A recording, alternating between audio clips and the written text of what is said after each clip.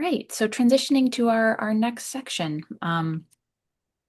Up until this point, right, we've focused on understanding psychosis, trajectories, and then this broader framework for understanding the evidence base and what coordinated specialty care is.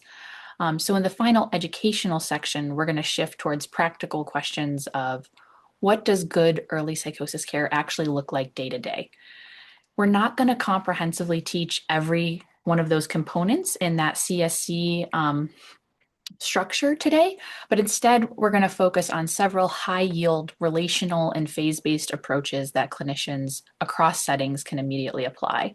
So again, we recognize that this audience is largely, clinicians working in community based LMHAs or in inpatient units and not necessarily in coordinated specialty care teams. And so this information is still relevant, and we'll really talk about how it can be applied and what priorities to keep in mind. So one of the biggest mindset shifts in early psychosis care is recognizing that our priorities change over time, and sometimes even from session to session, right? Early on, the focus may primarily be engagement and safety. Later, that work might shift more towards stabilization, relapse prevention, and helping that person rebuild functioning and identity. The main components that we talked about, right? Psychotherapy, medication, connection to community, those remain constant across phases, but how we deliver them really changes depending on what the person needs most in that moment. So throughout this section, I want you to kind of keep one helpful question in mind, asking yourself, what is my job right now with this person at this phase of care?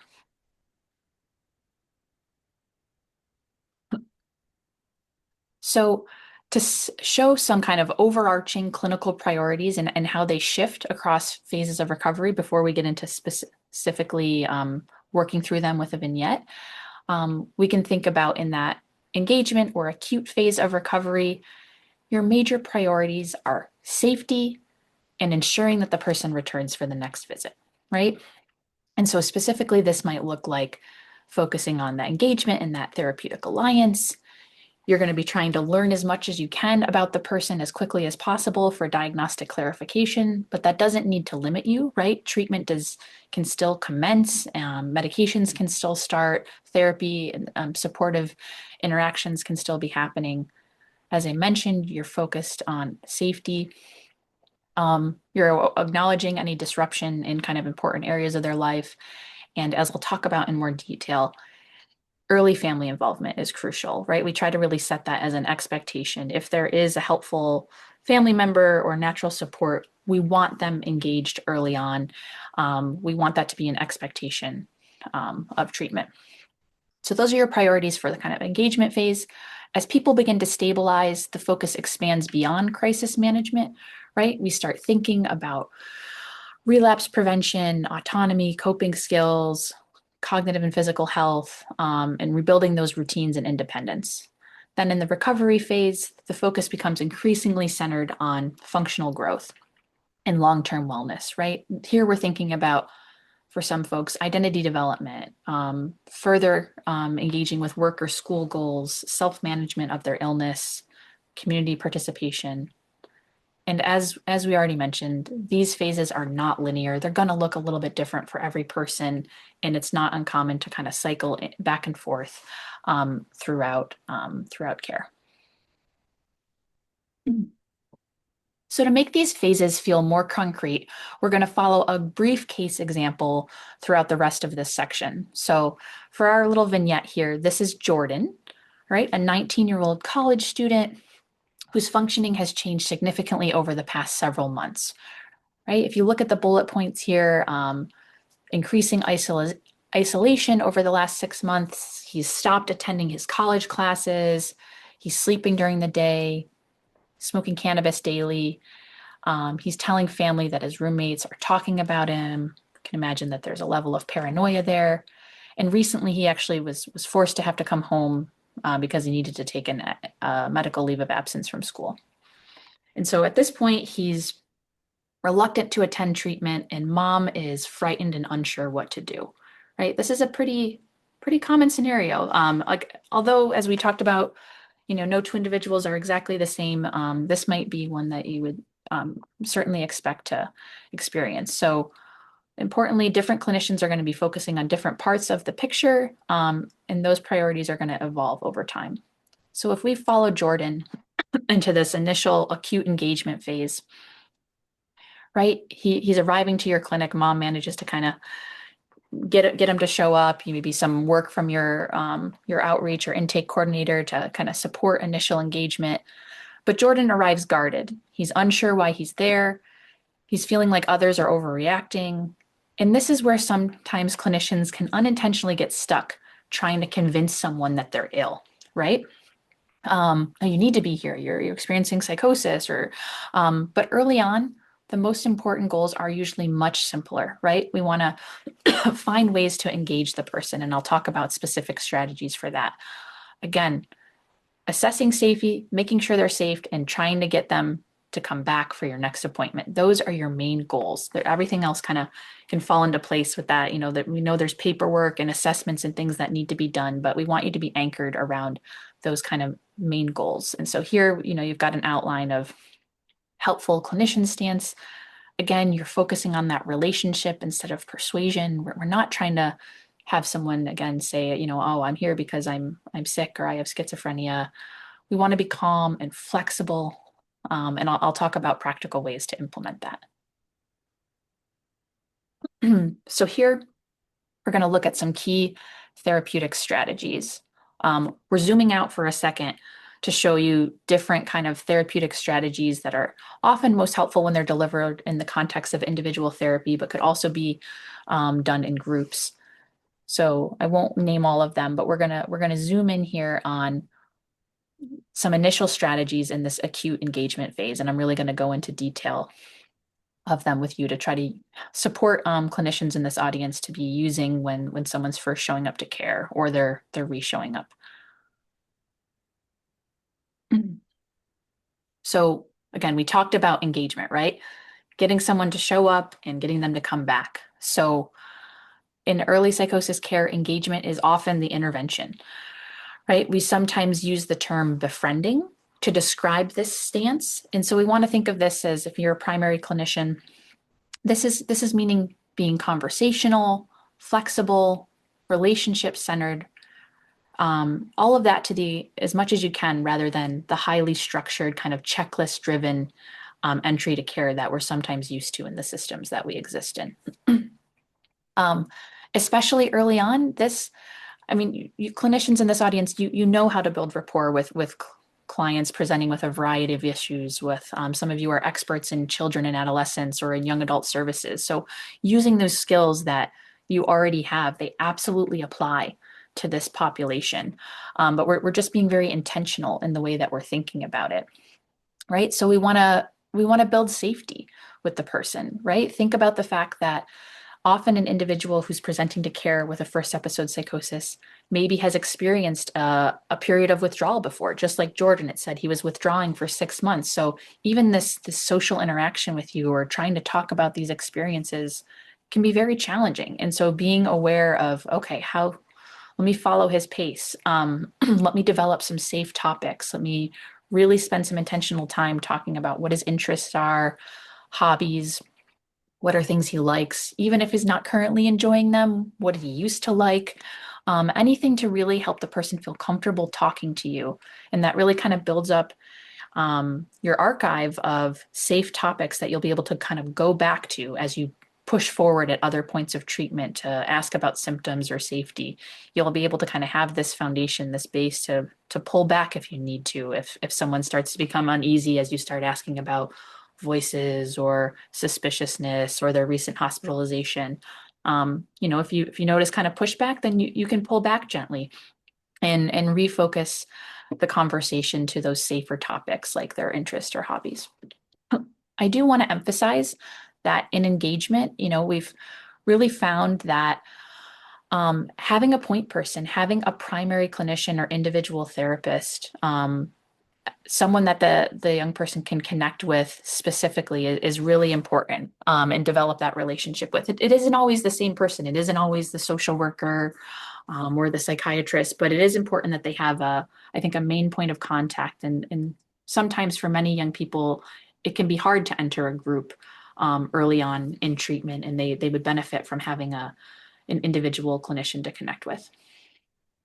Other things that we're going to talk about is normalizing distress and uncertainty. We'll talk specifically about, right, we don't want to be arguing about reality. If it was as easy as saying that voice isn't real or that thought isn't true, we wouldn't have jobs. These folks wouldn't be presenting with these issues. It takes nuance, it takes validation, patience, curious engagement. And so we'll talk about how to engage in all of that. I know from interacting with a lot of the different LMHAs that are represented here today that you all are really flexible in your engagement, right? Sometimes meeting folks out in the community, if that's able to be done, going for a walk, playing cards, having a coffee together, right? Thinking about where the person is at, if they're struggling to kind of get through the door and into your room, your office, how can we be flexible with engaging them? Very practically, this looks like reducing barriers to care, right? Most of the young people, not everyone, but that are experiencing early schizophrenia, presenting to care, they're already likely treatment ambivalent at best. It's not everyone, but and so we don't want to be giving them any additional reasons to be able to say no and to disengage from care, right? Certain requirements of needing to come a certain amount of times a week or things like that. As much as we can be flexible around that, that's really encouraged. Also, we want to prove our utility. Let's offer practical support early on. That's been really helpful. So if someone needs help with a bus pass or filling out a form or something that's just really important to them, FMLA, whatever it might be, that is kind of an important and worthwhile part of your kind of time, your engagement to help the person feel connected, stay engaged, think that, okay, actually, yeah, meeting with this clinician is worthwhile, even if I don't think I'm ill or I don't think I really need to be here for some other reasons. I know folks know this, but I want to just emphasize again, orienting around shared goals, right? So oftentimes for young people, this is orienting around, maybe for Jordan, it's a return to school. He's on medical leave in our vignette, and he really wants to get back to school, or he wants to be able to reconnect with his friends. So we find that middle ground. Okay, yes, we want that for you too. Mom wants that for you too. So let's all orient around the goal of kind of getting Jordan back to school. Right? It doesn't have to be treating Jordan's schizophrenia or reducing specific symptoms. The goal can be kind of a functional outcome, and then there's a whole bunch of other steps that can help lead to that goal, which absolutely can involve addressing symptoms or things that might be getting in the way. It can also be helpful, right, to address urgent distress.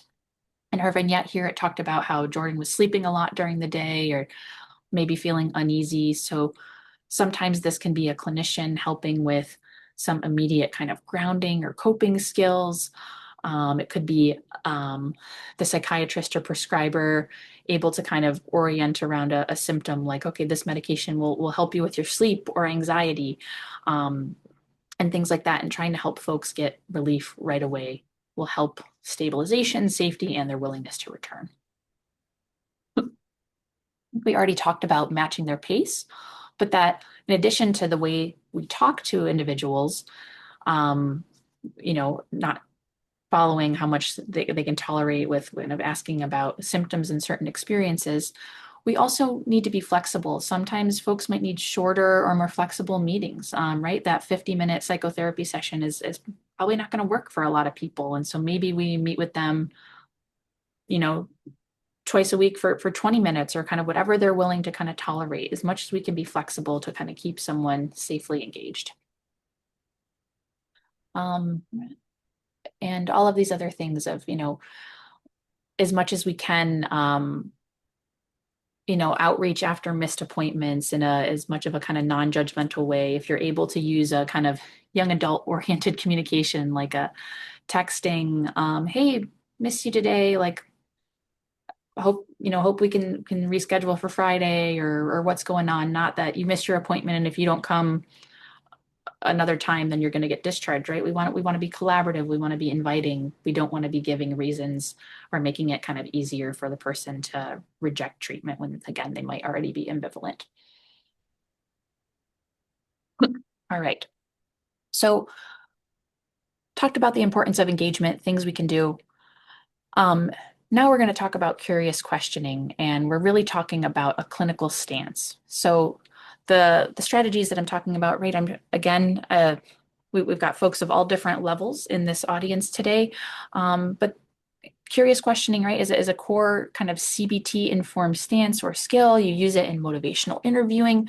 These are skills that most of us as clinicians kind of already have and we use with folks of different presenting populations. So it's absolutely relevant to working with young people experiencing psychotic symptoms.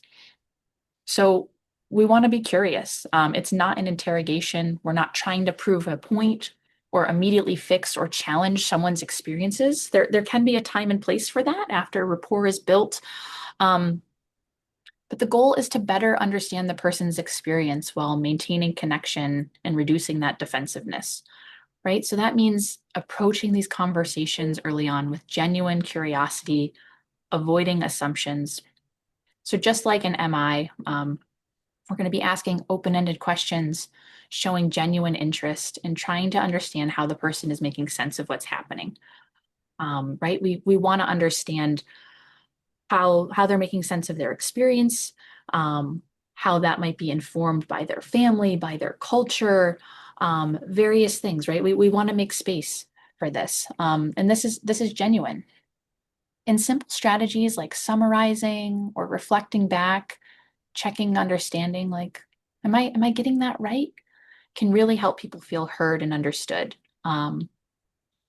Another, asking permission can also be very helpful, especially early on, right? We're helping give back control to the individual when is this inherent power differential. And especially if someone's, presenting as guarded, maybe we're suspecting they're experiencing suspiciousness or paranoia, checking in, hey, is it okay that I'm asking these questions? And they might say no, and then you back up a little bit. You go back to some of those safe topics we learned in the befriending phase, and it doesn't mean that we can't return later, but you're kind of respecting where the person's at. You're building that trust, and we teach families to use these strategies as well.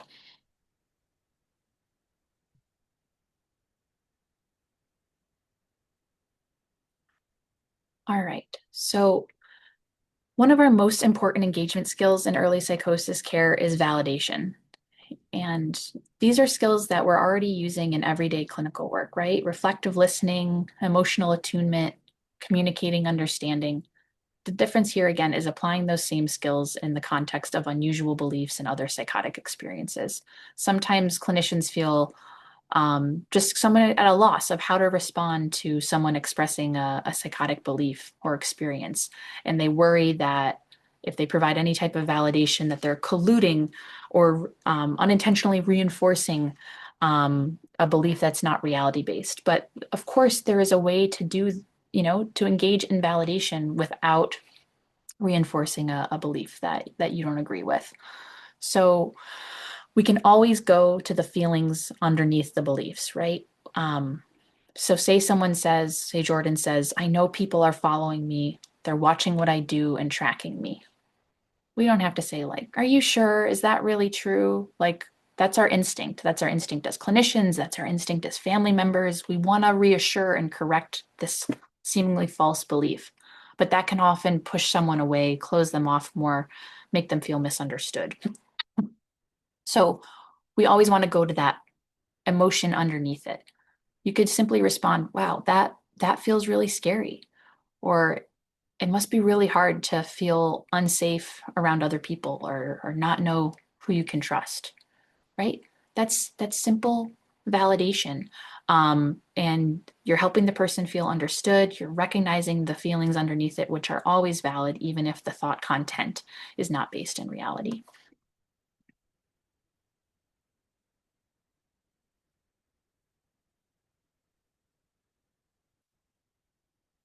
So we're touching on a lot of different topics, and this isn't always sequential in the way we're doing it, but these are all aspects relevant to engagement. and that we can use throughout our interactions with young people with psychosis. So I talked about the importance of normalization. And I think it's just a really important therapeutic principle. Um, and when we say normalization, we don't mean minimizing or dismissing someone's experience, right? Experiencing psychosis can be very distressing, can feel very isolating. But it's helping folks understand that these experiences occur on a continuum, that they're not alone. And so this is one reason that CBT informed approaches can be so helpful in psychosis care, is because a cognitive behavioral therapy approach is inherently normalizing in many ways. And I'm diving a little bit into CBT here, but it's just really bringing in the principles. But if we think about just basic cognitive behavioral therapy, we think about the fact that we all experience negative thoughts. We all use coping strategies that are not always healthy or effective. And we all engage in thinking styles or interpretations that can become distorted under stress. Okay, so those are universal experiences. And again, I'm not trying to say that, oh, psychosis is just another one of those, but there are ways to connect and help someone feel kind of less stigmatized, less isolated by naming some of those. So it can be helpful to provide psychoeducation and actual stats to folks early on. You might be sharing that, hey, you mentioned to me you hear voices. Like, did you know that actually that's more common than we might think about, 3% of the population, experiences other, in forms of psychosis. And maybe you don't use the word psychosis if they haven't used it yet. You use kind of their words, but there's ways to kind of help normalize. Um, and it can be really powerful. Also, if someone's, willing, and you think they're at that stage, you can connect them to other stories, so again, some of those videos or students with psychosis or peer networks, other folks with lived experience to help them feel less isolated. And so at any point you want to check in though, if you share some of those things, like some of those stats or things like that, you can say like, what's that like for you? And maybe they say, yeah, wow, that makes me feel less alone, or I didn't know that so many people also hear voices or also think like I do. Or sometimes you get folks that be like, no, my no one gets this. This is so intense for me. It's not the same for anyone else. And then you back up, you say, okay, well, I'm hearing that, this is really distressing for you and you feel like other people don't understand your experience, right? There's always ways to check in. All right. So those were a bit of a kind of quick but more detailed dive in engagement strategies. And now I'm going to hand it off to Vinod to talk a bit about what medication priorities might look like in early psychosis care. Thanks, Laura. So this will be brief. There's a lot to say here, of course, and I'm sure there are many questions that keep arising about medications. There's also a new antipsychotic on the market, but I thought I'll just speak briefly about just the foundations and principles, and then we have other YouTube videos, of course, around specific medication approaches. So this may be uh, not news to most of you who provide care, but antipsychotics really I think of as a necessary, even foundational basis of treatment, but they clearly are not sufficient in the care of young individuals with schizophrenia. And they work best, of course, within a structure where we could embody a kind of shared decision-making approach to young individuals who may not think they need medications, who might benefit greatly and yet choose to stop medications. One of the most common experiences of treatment with antipsychotics in early course schizophrenia is actually we are a bit of a victim of our success. Almost any antipsychotic will uh, ensure remission or almost complete remission of psychosis symptoms for the vast majority of individuals, who then might reasonably ask whether they need to be on them anymore and will often stop them. So this is a common challenge. This should be welcomed as part of the care of individuals at this stage of illness. The expectation that they will be ambivalent at best about taking medication. And in this context, it's particularly helpful to be careful about dosing and about side effects, and to take very seriously any side effects that young people are struggling with in order to enable full adherence to an effective dose to provide maximal relief from symptoms. So again, I hope I'm not saying anything new or unusual here, but I think much of the work is around not which medicine you pick, but how you implement a treatment strategy within the context of a shared decision-making model. That might sometimes mean that the medications take a backseat to other considerations in order to eventually get to the goal of a minimally effective dose that because this is a very important element of the treatment package, uh, it's important not to get ahead of the young person and implement a plan that doesn't include their uh, agency, which sometimes means that as a prescriber or a clinician or indeed a parent, you might feel impatient that the person is choosing to slow down the dosing of the medication or even the choice of the medication. And this is part of the collaborative approach that we take because the long game is to get the person back to the community feeling like they have agency in their lives. And so we sometimes might choose to lose battles initially so as to win the longer term war. And I shouldn't be using military analogies here, but what I mean is I think in the longer term, a collaborative relationship counts for a lot more than winning an argument about a particular medication at a particular time. Next slide.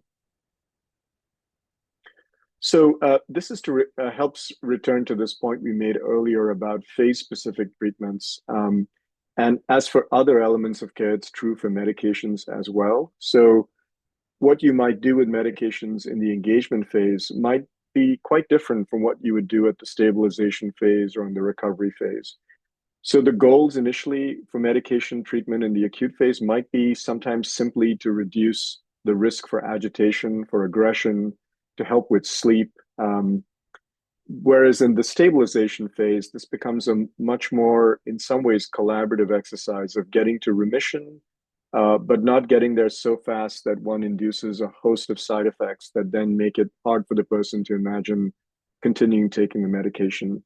And in the recovery phase, this becomes an even more collaborative process, ideally of the person telling you when they think their doses are too low because they're having a reemergence of symptoms, when they're educated enough to be able to reach out proactively for help, and where we might even consider selectively guided discontinuation strategies for people who want to try a period of time off medications. And for some individuals who've had just one episode, who have had a full remission and have had a good recovery of functioning, it's something that we can engage with very carefully and can sometimes lead to good outcomes. So um, there's much more to say about this, but I think this broadly conveys the point that there are phases for medication use. We might have to cycle back sometimes from recovery to acute again and stabilization when often people are readmitted and put on higher doses to meet acute stabilization needs. But to reassure the young person that we will always resume this trajectory of getting them to a point where they're more in control of the medications and the dosing and so on. We can move to the next slide. Great. So thank you so much. We did want to spend some time covering that important element of care. So now if we're, we focused a lot on acute engagement. If we're following along with Jordan and say he's moving to the stabilization phase, this might look like Jordan is attending appointments more consistently. He's sleeping better. He's a bit less preoccupied by symptoms, but he's still withdrawn. He's unsure, ambivalent about returning to school, and that cannabis use is still intermittently present.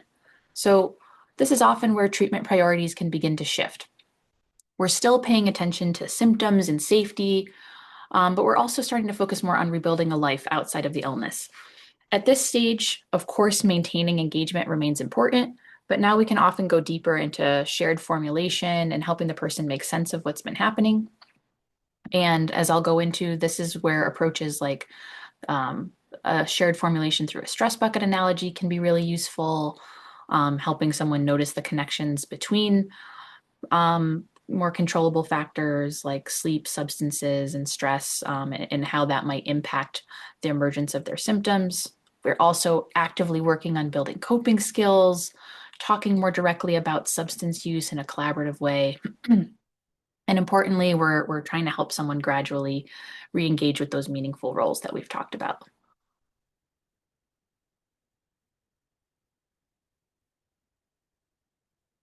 So at least again, it could be a whole talk on its own, but thinking about addressing substance use and co-occurring conditions.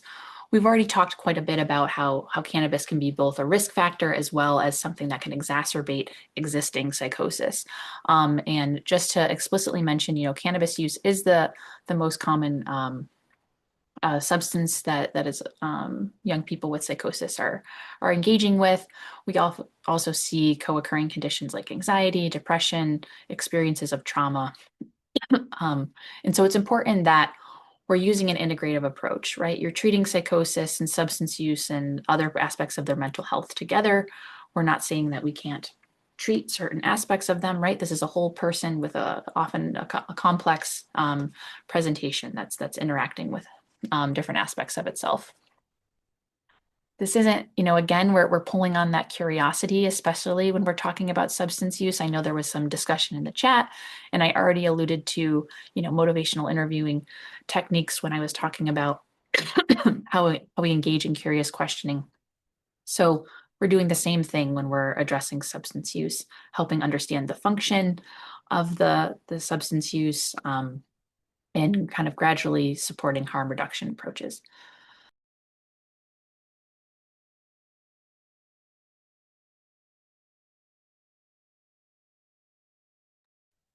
So for those of you who have been to other trainings, you may have seen me describe this analogy, and it's frequently used across different presentations, but I think it's one of my favorites, excuse me, to do an early treatment with folks because it helps give us a shared language that's collaborative and non-stigmatizing, right? We really want to develop a shared explanatory model.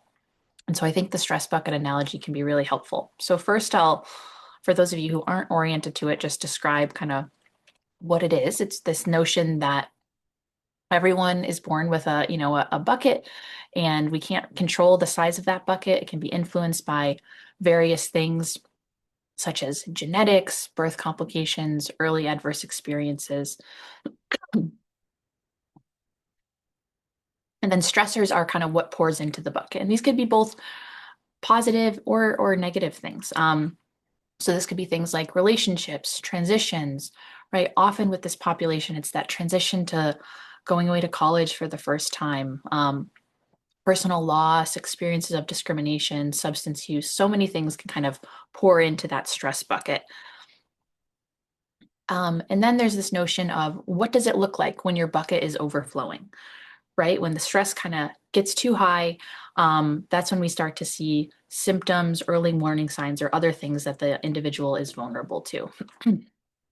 The good news is we talk about that we can poke holes in the bucket and have stress relievers. So things like coping skills, therapy, social support, managing our sleep, all sorts of things that can help kind of let some of that stress flow out of our bucket. We also try to kind of limit what goes into it, but right, there are certain things that we are inevitable that are going to pour into our bucket. So this is an inherently very normalizing way to talk about an individual's experience. And I'll show you an example for Jordan on the next page. But often when I'm working with someone, I draw this out with them, or if you're telehealth, you can even update a PowerPoint slide together. But it's a really collaborative way of talking about this understanding, and it even kind of leads into early kind of relapse prevention work as you're identifying early warning signs together.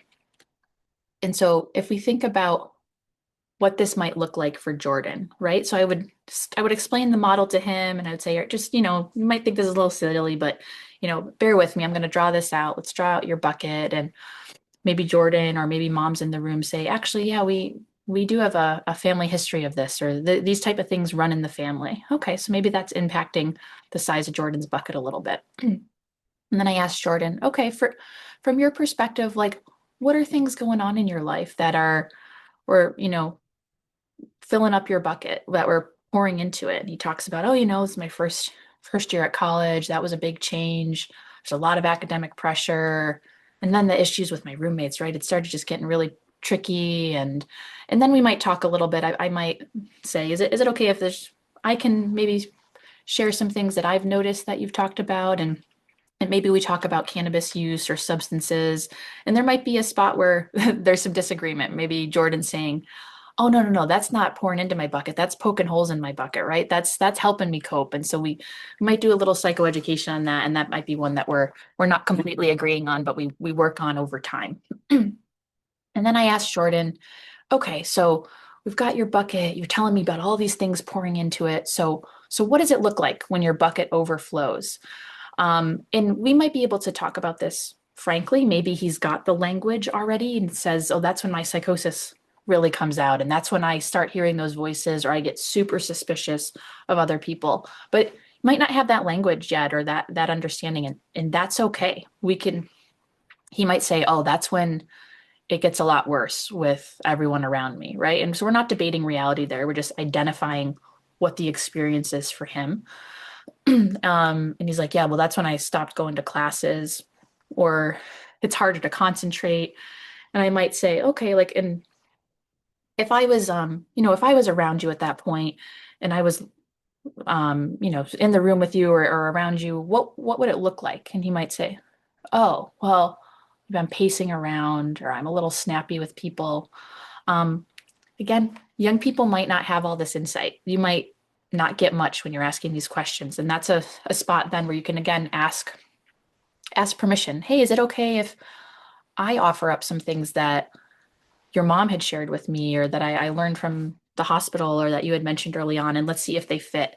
Or maybe if this is a joint session with family, hey, we've got mom here with us. Is it okay if we ask her maybe what she might notice when your bucket starts to overflow? And so maybe she offers some things, and we really work collaboratively on identifying what it looks like. And then of course we orient Jordan to the fact that this we're not destined to this. What if he's like, oh man, no, you're telling me I got a small bucket, Dr. Sykes, and I've got all these stressors that I can't control. What am I supposed to do? And that's where we really introduce this idea of you have agency, you can work on things. You just coming to meet with me right now and engaging in therapy is a way that you're poking some holes in your bucket. And a lot of people actually find medications to be really helpful at relieving some stress, and lowering that, um, lowering the splashing out of their bucket. So it's again a thing that I write. I give them a copy of. We revisit over time, and it's just a really helpful way.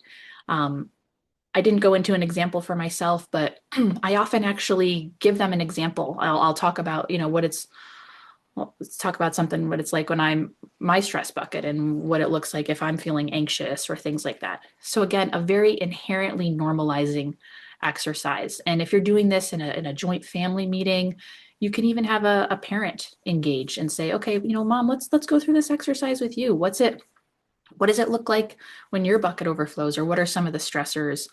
Um, and so it's just a way that we're normalizing stress.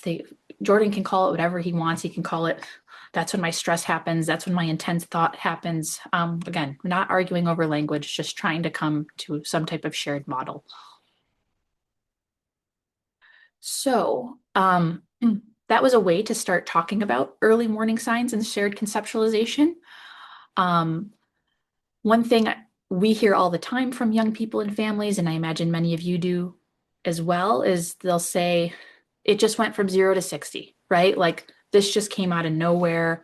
And while things can absolutely escalate quickly, symptoms of psychosis, when we slow down and look carefully, there are often early warning signs. And so we already tried to identify some with the stress bucket analogy, but I want to also give you an additional resource. So this is very text heavy, or this is just a resource for you, but um, this slide and the next slide show different types of what Hogarty calls signals of distress. So these could be things like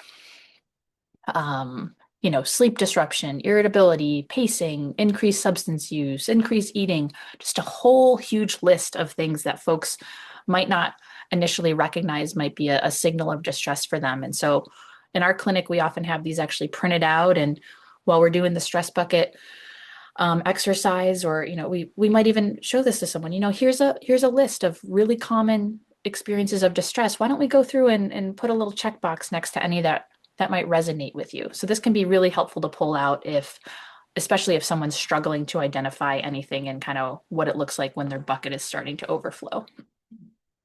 And so here's just some additional domains. All right, so that was really focused on kind of therapeutic strategies. And again, we have a whole webinar focused on more therapeutic approaches that goes more in depth into kind of CBTP approaches that I'd encourage you to check out, and we can talk about in future echoes. But here I wanted to talk about the importance of family support and education, as this is just a really core part of working with this population. Families are often carrying a tremendous amount of fear, confusion, guilt, and uncertainty early on. And they can also be some of the strongest partners in recovery when they feel supported and informed. And we know that outcomes are better when families are involved. So, taking a look at family support across phases, a lot of this work actually begins with the very first contacts, right? Families are often reaching you in kind of the worst moment, right? Maybe their young person has just been hospitalized, or they're experiencing psychosis and they don't know what to do. As much as you can respond to calls quickly, providing that rapid access to care, right? It's not you have to wait 6 weeks just to meet with a clinician and then maybe you'll get to see the doctor. We know that there are limitations, but it's so important when we can get folks in early and kind of get that help started. It's important to provide families access to factual information about psychosis.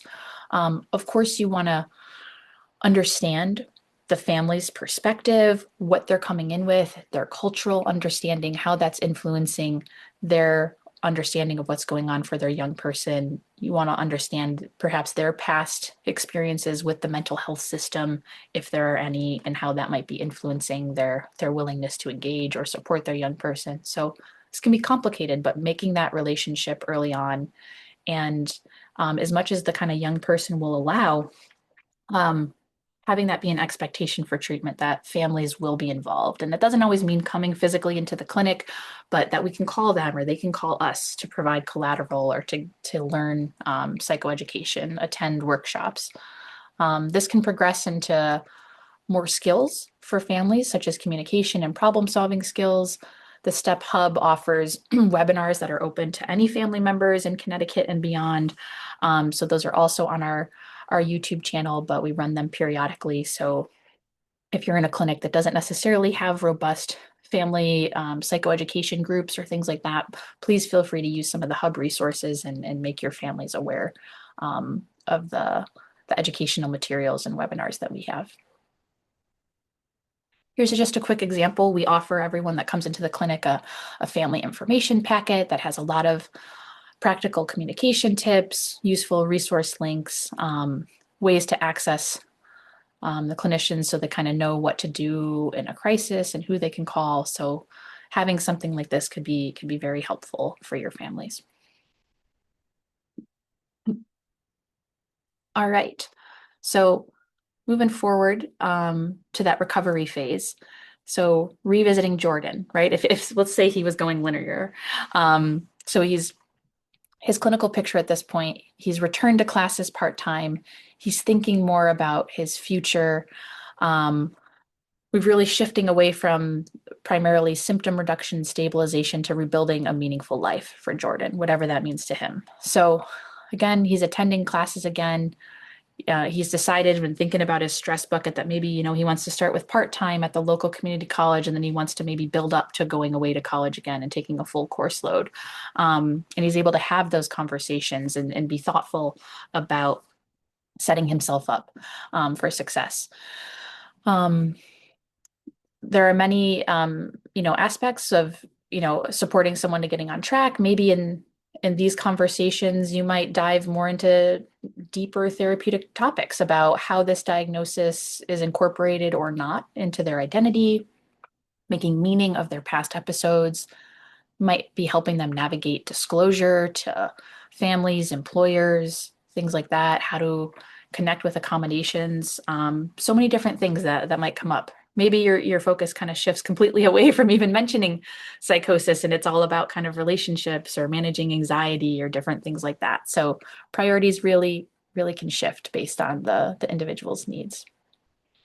And I think it's also important, which I don't think I've explicitly mentioned yet, but for individuals and for families, we always want to be holding hope. And we want to be doing that from the beginning, from the acute engagement phase, because we know that folks experience remission and recovery and can go on to do very meaningful things, whatever that means to the individual. So it's important that throughout all of these phases, we are holding on to that hope for the individuals and families, especially when they're not able to access it themselves. Um, and at the same time, we want to normalize with the families and the young person that relapse or a return of symptoms can happen. And that doesn't mean all progress is lost or all hope is lost, right? That they just kind of cycle back through the phases and maybe they tried something, it ended up being a little bit too stressful and symptoms came out. But that's okay. We can adjust. So that's another important message to share. And also just keep in mind as a clinician, because sometimes we can feel disheartened of, oh my goodness, like they were doing so well and now they've stopped their medication or this has happened and symptoms are back. What's going to happen? So it's helpful for us to seek support from other clinicians doing this work so that there's kind of a community about it, that we're holding hope for each other in this vision of recovery. So briefly thinking about supporting functional recovery, that was one of the, engaging with supported education and employment and connecting to community supports, one of the aspects on the CSC model. We know that LMHAs already are connected, right, to specific supported education and employment specialists, and this is a really important piece. We've talked about it throughout, but, early priorities, you want to help maintain the individual's connection to valued roles.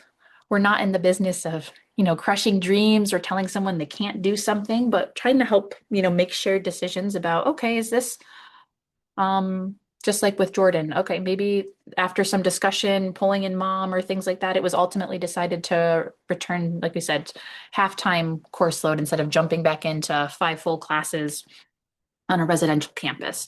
That's not always the case. Folks can kind of go right back. To where they were at times, but these are types of things that are conversations that you want to be having, and respecting individual choice and autonomy, and trying to limit any of that kind of paternalistic perspective where we think, oh no, they could never do that. We need to protect them from that, because that understandably can come up for us as clinicians, trying to protect our clients from future hardship or setbacks. And sometimes, right, it's finding that kind of shared ground, and helping them make the choices at how they want to re-engage with valued roles.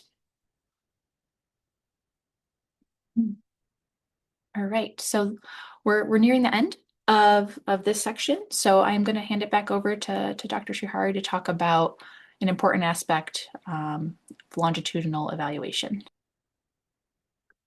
Great. We can go to the first slide, Laura. Thanks. Um, in some ways, this is revisiting something I talked about in terms of diagnosis, but it's true of all aspects of our care, including talking about prognosis and then ruling out, personalizing, tailoring treatment to the different phases.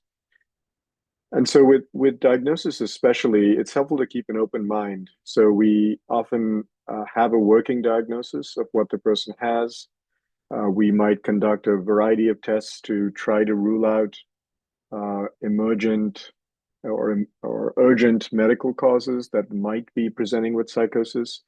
But the reality is the best protection against missing a diagnosis is to not prematurely close one's mind about what's going on. So getting to know a person and following them over time is the best tool to try to understand if there are features of the illness that are atypical, that might require consultation with other specialists over time.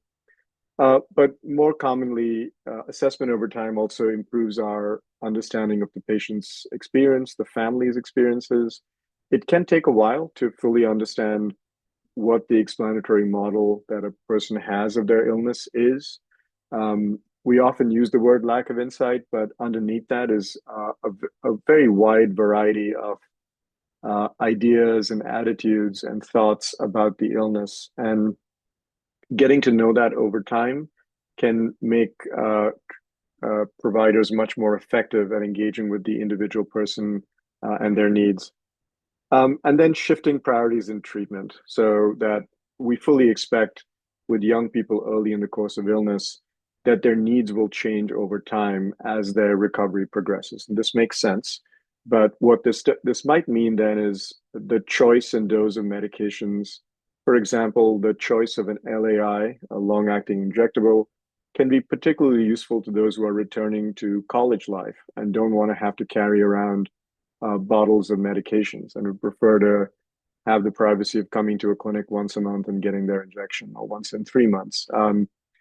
But the same is true of many other kinds of interventions, being flexible around seeing people if possible uh, over Zoom or Teams, intermittently or even routinely, so as not to insist that people come in, might be appropriate for those individuals that have a good treatment relationship.